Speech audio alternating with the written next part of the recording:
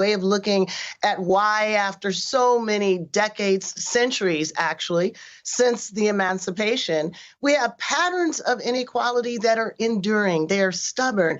And the point of critical race theory originally was to think and talk about how law contributed to the subordinate status of African Americans, of indigenous people, and of an entire group of people who were coming to our shores from Asia.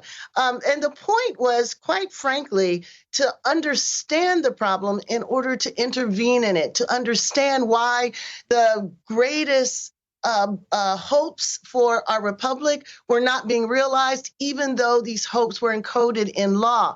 So critical race theory just inherits the beliefs and the hopes of Frederick Douglass, of Martin Luther King, who basically want the law to do for the freed people what the law did for enslavers.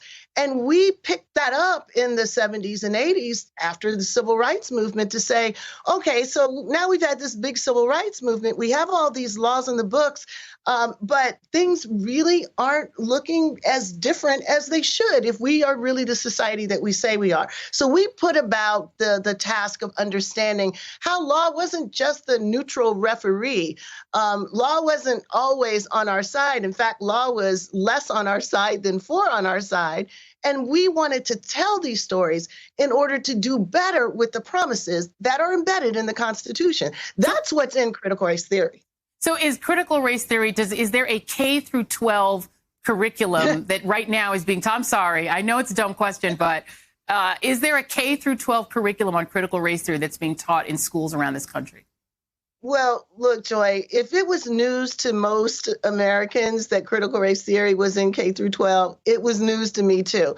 I'm one of the co-authors of one of the few books on critical race theory. I think I would know if we were being taught in K through 12. I mean, basically, critical race theory, classic critical race theory is a law school course, and it's really, not taught as widely as I would hope it would. Yep. But here's the deal. This is not about whether anything called critical race theory is in K through 12. What they're calling critical race theory doesn't exist anyway.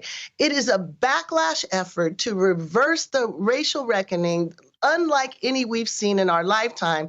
And as you pointed out at the beginning, they can't say, we're for racism. They can't say Derek Chauvin should have killed George Floyd with his hand in his pocket, looking like he was completely without a care in the world. They couldn't say that.